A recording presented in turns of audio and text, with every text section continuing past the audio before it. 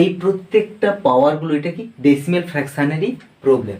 তো decimal fraction অনুযায়ী এইখানে আমি লিখতে পারি 0.01।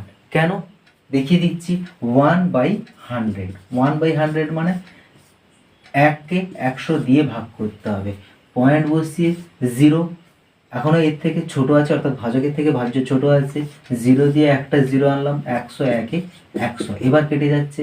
এবার এই যে দশমিকটা যে আছে, এই দশমিকটাকে প্রমিনেন্ট বা উজ্জ্বল করার জন্য বা দশমিকটা বোঝার সুবিধার্থে কি এখানে একটা 0 বসিয়ে থাকি সবসময়, তাহলে 0.01ই আসছে, হ্যাঁ কি না?